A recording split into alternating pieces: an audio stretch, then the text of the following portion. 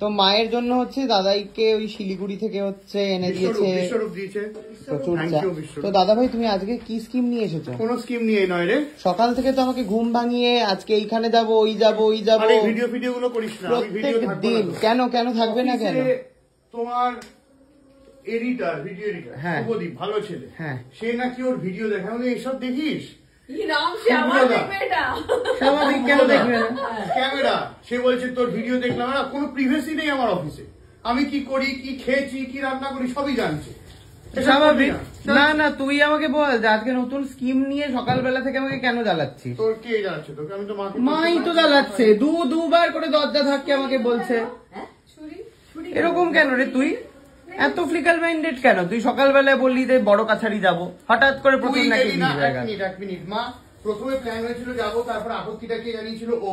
আমি কতটা দূর, আমি বুবাইকে পর্যন্ত ফোন করেছিলাম যে বুবাই বড় কাছারি ছোট কাছারি যাবো, রান্না বান্না করবি। না খেতে হবে, চলো চলো চলো চলো। ভাইকে একটা করে গান করতে হবে প্রজাতন্ত্র দিবসে, একটা যে কোনো গান তোকে করতেই হবে। শুরু কর শুরু কর শুরু কর, কবিতা শুনিয়ে দে তাহলে গানের মতো করে, যে কোনো একটা গান কর কর। আরে দেশবোধক গান শোনাতে হবে তোকে।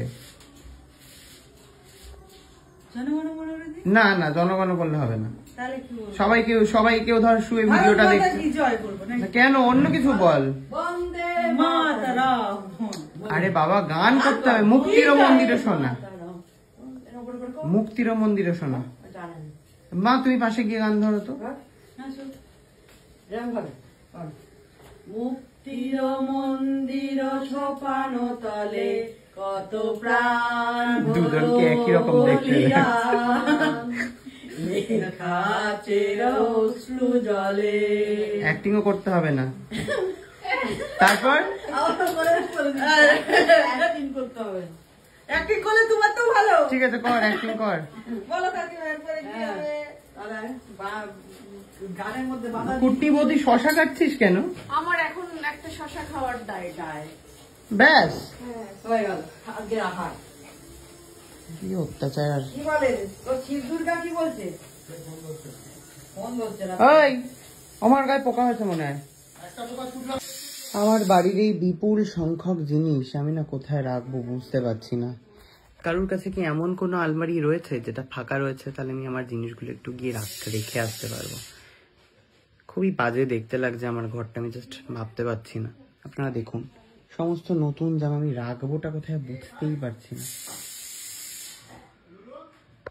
বাই দ্য ওয়ে তোমাদেরকে একটা গুড নিউজ দিয়ে দিই, যে সিরিয়ালটার লুক সেট আমি করেছিলাম ভগবান বিষ্ণুর, সেটা ফাইনাল হয়ে গেছে। শুটিং শুরু হচ্ছে 1 ফেব্রুয়ারি থেকে। দ্যাট সমস্যা একটাই যে আমাকে এরকমভাবেই থাকতে হবে ক্লিন শেপে।